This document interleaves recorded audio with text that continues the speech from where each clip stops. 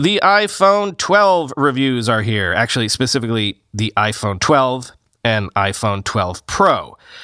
Let's start with the 12 Pro. Nilay Patel at The Verge says it has an excellent camera and excellent performance. Dolby Vision is great. 5G can be very fast if you manage to snag it, but the battery life is inferior to the iPhone 11 Pro. Since we've been hearing whispers about this recently, let's focus on that part first. Quote, testing battery life on the iPhone 12 Pro was probably the hardest thing to do since I don't live anywhere close to a 5G service area, and I was only back in New York City for a single day to shoot our review video. But in that single day, it felt like the battery on the iPhone 12 Pro died a lot faster than I expected. After about 2.5 hours of screen on time, I was at 18%. Of course, we were using 5G a lot for testing, and using the mmWave radio drains the battery faster, so it's hard to say how representative this is. I asked Apple, and I was told the company expects people to get a full day of usage out of the phone. In my normal quarantine routine, where I'm on Wi-Fi nearly all the time, that certainly seemed reasonable. In the end, I think iPhone 12 Pro battery life is going to vary widely for people depending on how much they use 5G, especially mmWave 5G. So this is something we'll have to track over time. But I would definitely not expect the try-and-stop-me battery life we saw on the regular iPhone 11, end quote. But also note this, quote, I think for most people, the experience of using 5G will be virtually the same as using LTE for now, not the least because the iPhone will step you down to LTE to save battery life whenever it can with a feature called Smart Data. In fact, if you're in a 5G service area, you'll see the 5G symbol at the top of the phone to indicate that you have access to 5G, but the phone might still be using LTE because it doesn't think you need the extra speed. You can turn Smart Data off, but I can't see any reason you'd want to at this time, end quote. Nilay concludes this way, quote, if you're not upgrading for the cameras, the iPhone 12 Pro doesn't offer so much more over the iPhone 12 that it's a must-have upgrade. In many ways, most of the new features on the phone are ahead of their time. I don't think 5G is all that big of a deal yet when the networks aren't really built out. There aren't exactly killer apps for it, and we're all spending most of our time at home anyway. Dolby Vision video is right up my alley, but it still has to shake out in the wild a little. The U1 chip and LiDAR sensor, well, it certainly seems like they're going to be big deals, but not quite yet. I'm not trying to end this on a down note. The iPhone 12 Pro is a beautiful, powerful, and incredibly capable device. I enjoyed using it during this review, and the camera is extremely good. If you can find a patch of sidewalk with an mmWave signal, you will have a killer speed test screenshot to share. It will make you happy if you buy one. But if you're going to spend the money to upgrade over the regular iPhone 12, I would definitely wait for the iPhone 12 Pro Max reviews first, end quote.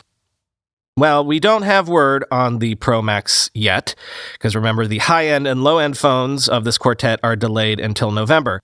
So that means no 12 mini reviews yet today. But let's step back to the other phone that we can talk about, the iPhone 12, the regular, if you will.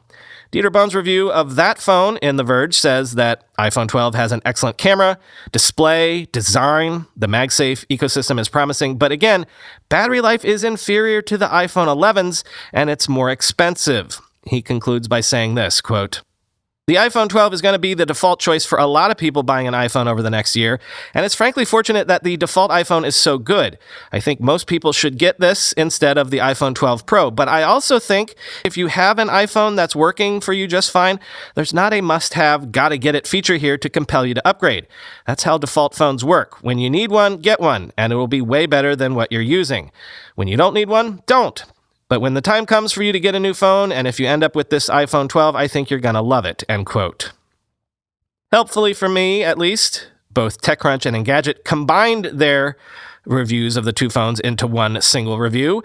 TechCrunch titled theirs by saying, these devices are two gems in terms of phones, but only one is a jewel. Which one is the jewel? Quote, the iPhone 12 Pro is bested theoretically in the camera department by the iPhone 12 Pro Max, which has the biggest and best sensor Apple has yet created, but its dimensions are similarly biggest. The iPhone 12 has been precisely cloned in a smaller version with the iPhone 12 mini.